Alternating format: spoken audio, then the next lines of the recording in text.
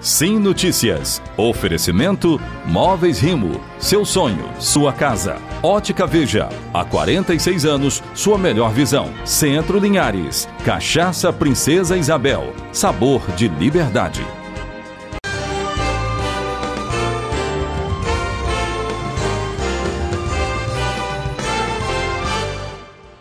Olá, minha gente, chegou a hora de ficar por dentro dos principais destaques de toda a nossa região. Sim Notícias começa agora. Vamos ver na edição desta quarta-feira.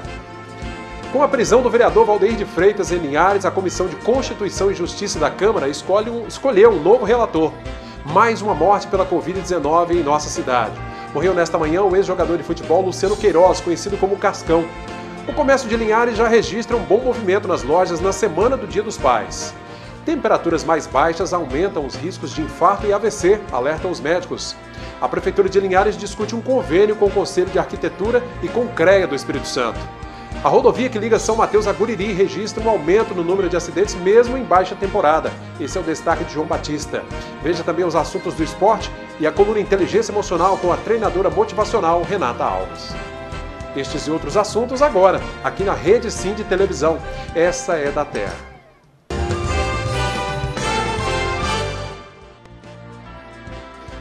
A Covid-19 fez mais uma vítima fatal em Linhares. Morreu nesta manhã o ex-jogador de futebol e treinador Luciano Queiroz, carinhosamente conhecido como Cascão. Lucimar Queiroz, carinhosamente conhecido como Cascão, faleceu na manhã desta quarta-feira. Ele não resistiu à luta contra a Covid-19 e evoluiu a óbito em decorrência de complicações da doença. Cascão faria aniversário no próximo dia 14 de agosto. Ele estava internado no Hospital Geral de Linhares. Morador do bairro Juparanã desde que nasceu, Cascão foi um dos precursores do vôlei de areia no município e era atração dos torneios que eram realizados nos bairros de Linhares. Ele também atuou como zagueiro, defendendo as cores do extinto Linhares Futebol Clube. Cascão era dirigente do único time de futebol feminino profissional da cidade. Poucos dias atrás, ele concedeu uma entrevista à TV Sim, falando do orgulho de ter sua filha Laís Queiroz disputando o Campeonato Brasileiro de Futebol Sub-18. Com essa oportunidade do futebol feminino que eu acompanhando a minha filha, eu acabei me apaixonando, a verdade é essa. E quando uns amigos vieram e falaram para a gente montar um time de futebol feminino em Linhares, eu abracei com todas as forças, né? Fiz 5 cursos na área do futebol feminino na CBF para estar ministrando esses treinos ali. Pois é, o Cascão deixou a esposa e 4 filhos, entre eles a Laís Queiroz, né, promessa do futebol feminino que você viu aí na reportagem. Os nossos sentimentos aí a toda a família. Comerciantes de Linhares estão otimistas com as vendas nesta semana do Dia dos Pais. O movimento nas lojas já é melhor e o PROCON da cidade também tem orientado os comerciantes sobre as normas do Código de Defesa do Consumidor. Estamos na semana do Dia dos Pais e o comércio de Linhares já começa a ficar movimentado. Mas como em toda data comemorativa e de grande movimento, é preciso ficar atento na hora de ir às compras. E como forma de garantir os direitos dos consumidores, o PROCON de Linhares está promovendo durante essa semana fiscalizações em todo o comércio do município. A visita aos fornecedores. E na sexta-feira a gente vai fazer um trabalho aqui no centro de orientação aos consumidores. Na ocasião nós iremos distribuir alguns materiais, né, de divulgação e levar algumas orientações aos consumidores sobre o Dia dos Pais, sobre as precauções que têm que ser tomadas na hora da compra. Com o avanço da vacinação, os comerciantes estão mais animados para as vendas deste ano. Então, há uma expectativa positiva, né? Visto que com a vacinação avançando, automaticamente o comércio ele melhora, porque as pessoas passam a circular mais nas ruas. Estamos com uma expectativa muito boa, porque estamos na pandemia, sim. Mas, porém, já está dando uma amenizada, as pessoas estão voltando a comprar. E aqui na loja também a gente tem muitas promoções, então estamos numa expectativa muito boa para o Dia dos Pais. E como todo bom brasileiro, as compras costumam ser deixadas para a última hora por algumas pessoas.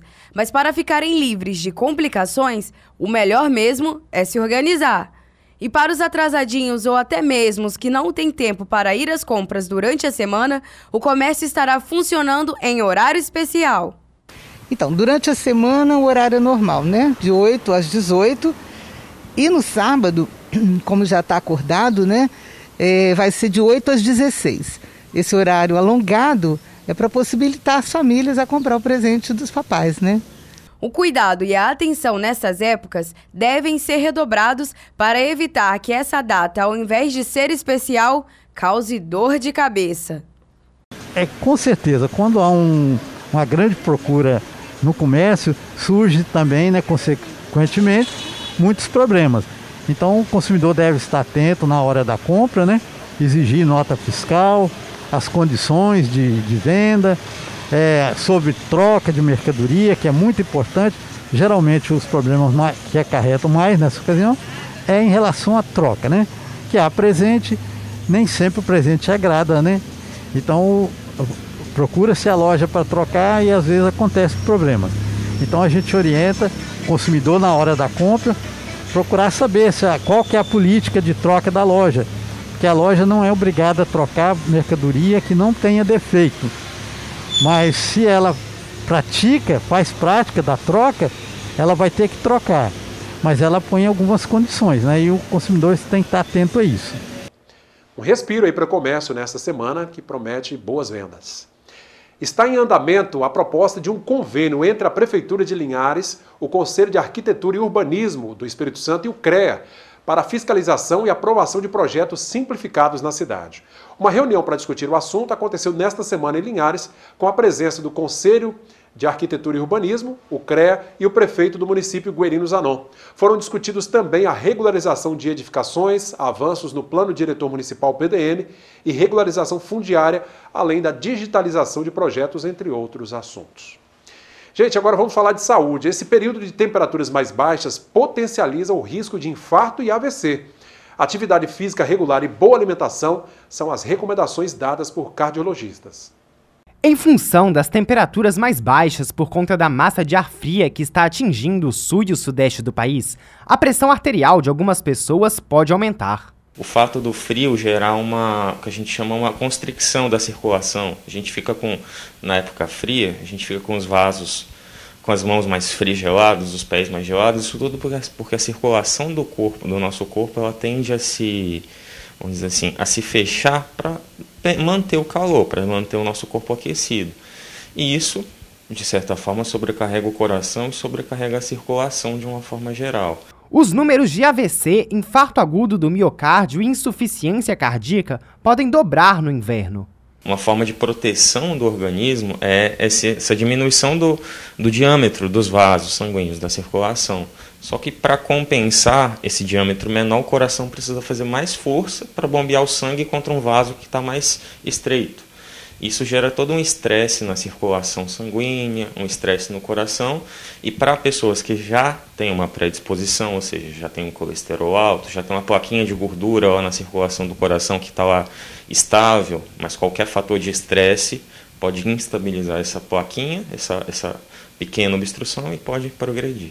Para se manter a temperatura média do corpo em torno de 36 graus e os órgãos internos a 37 graus, o corpo direciona um maior volume sanguíneo para artérias de médio e maior calibre. Por isso, manter consultas e exames regulares no cardiologista é muito importante. Claro, vale a pena ficar de olho na alimentação e nada de deixar de fazer exercícios físicos por conta do frio. Então é uma convergência de fatores. A gente faz menos exercício, come pior, mais gordura, mais alimentos não tão saudáveis. E uma coisa muito importante também, a gente tende a beber menos líquido nessa época.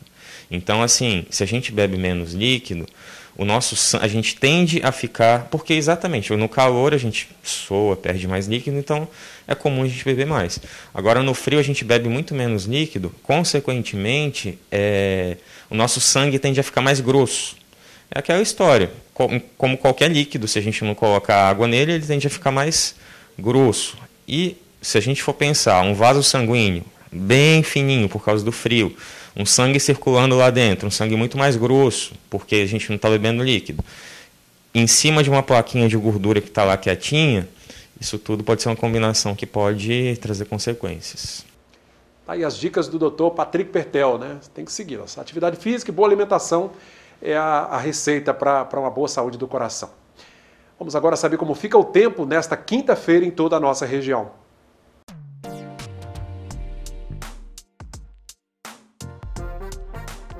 A quinta-feira será com tempo nublado e chuva passageira. As temperaturas seguem bem baixas. Linhares com mínima de 16 e a máxima de 26 graus. Em Colatina, variação entre 14 e 25. São Mateus com mínima de 17, máxima de 27 graus. Em Vitória, mínima de 17 e a máxima 26 graus. Bom, a seguir a gente traz os destaques de São Mateus e região, com o João Batista, falando sobre o aumento dos acidentes na rodovia S-315, que liga o centro de São Mateus a Guriri, mesmo nesse período de baixa temporada. Voltamos já.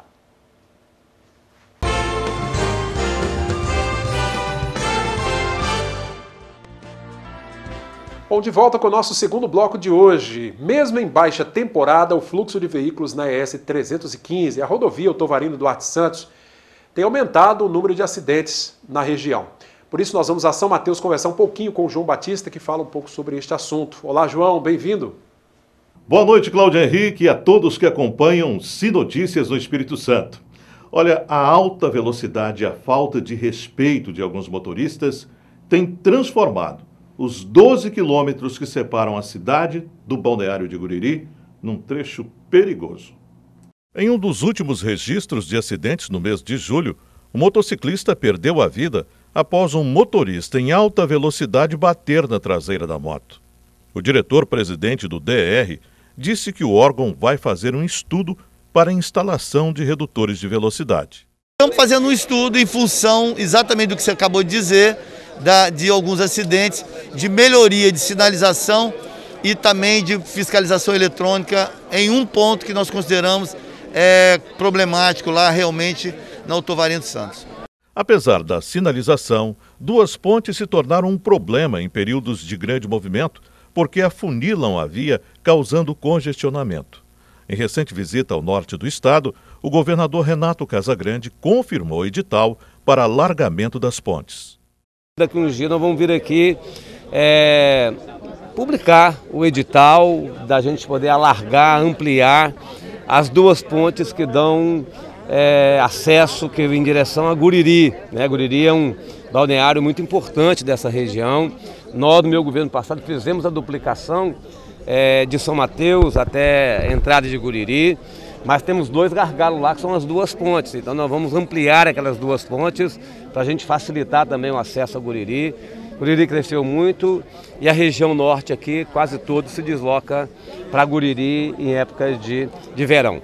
Então é mais um investimento importante que faremos aqui nessa região. Guriri é um dos principais destinos turísticos da região norte do Espírito Santo. Agora nós vamos falar de cultura. A Lira Mateense, com 112 anos de fundação, é uma marca da cultura do município de São Mateus. Amanhã vai estar realizando uma live às 7 da noite para arrecadar recursos e, ao mesmo tempo, fazer uma homenagem aos pais. A live vai ser no dia 5, às 19 horas. E todos estão convidados. A gente agradece também que nós tivemos uma parceria, do pessoal que vai estar lá, o logomarca deles, que vão ajudar na transmissão. E convidar quem mais estiver assistindo, que for assistir, se puder abrir o canal do YouTube, lá no momento, a gente manda o link, entre em contato com a gente, e a gente disponibiliza o link para o pessoal transmitir, quem tem restaurante, quem tem lanchonete, para ajudar a Lira Mateense, que a Lira Mateense é São Mateus.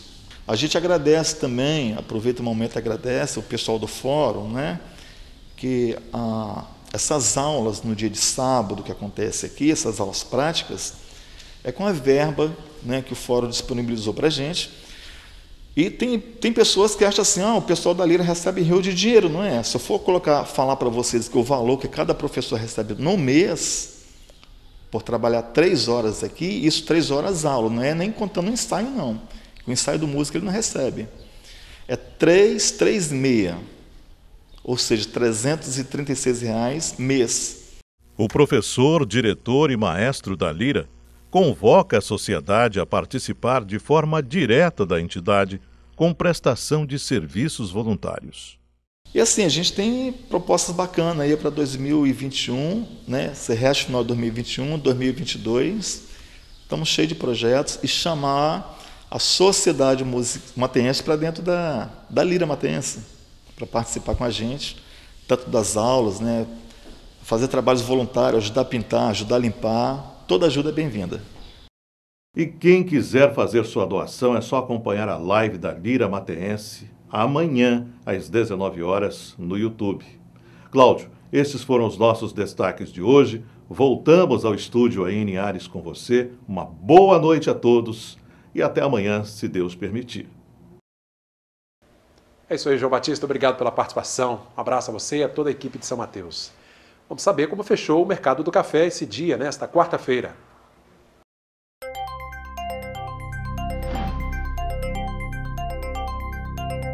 O Arábica tipo 6, cotada a R$ 883 a saca. O Arábica 7, R$ 740. Conilon tipo 7 está valendo R$ 574 a saca. Intervalo, daqui a pouquinho a gente volta falando sobre a troca, né, da relatoria da Comissão de Constituição e Justiça da Câmara de Vereadores de Linhares, trazendo também os destaques do esporte e a coluna Inteligência Emocional. Voltamos já.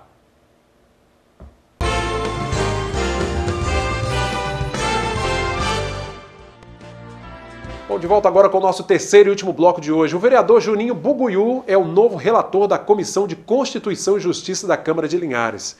Ele assumiu as funções do também vereador Valdeir de Freitas, que está preso, acusado de ser o mandante da morte do ativista Jonas Soprani. Suplente, Buguiú foi escolhido após votação dos colegas. Bom, enquanto tenta na justiça a liberdade do vereador Valdeir de Freitas, os advogados dele também realizam uma investigação própria sobre a morte de Jonas Soprani, na tentativa de demonstrar que o vereador não teve nada a ver com o homicídio. Valdeir segue preso. Aliás, Valdeir foi preso na semana passada enquanto participava de um treinamento em Belo Horizonte e segue detido. Altemar Félix vem aí trazendo os destaques do nosso esporte de hoje. É isso aí, Cláudio. Em andamento agora o Capixabão de futebol da 2ª divisão. Mais uma rodada. Esporte Clube Brasil Capixaba enfrenta o CT Colatina, nosso vizinho.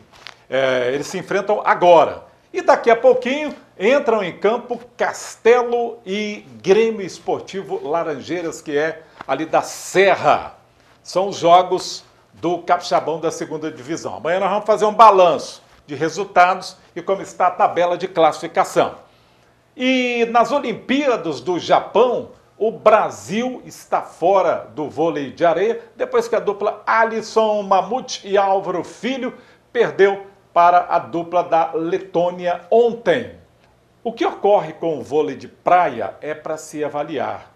Depois de 96, nunca o Brasil tinha ficado sequer fora do pódio nesta modalidade. E isso em Olimpíadas, né? Agora, a esperança é o vôlei de quadra, né? Que tem enfrentado adversários de altíssimo nível e vai pegar agora a Rússia, a única equipe que o venceu até agora. O vôlei está emocionante. Paciência, foco e raça andam assim, ó, de mãos dadas quando o assunto é vôlei.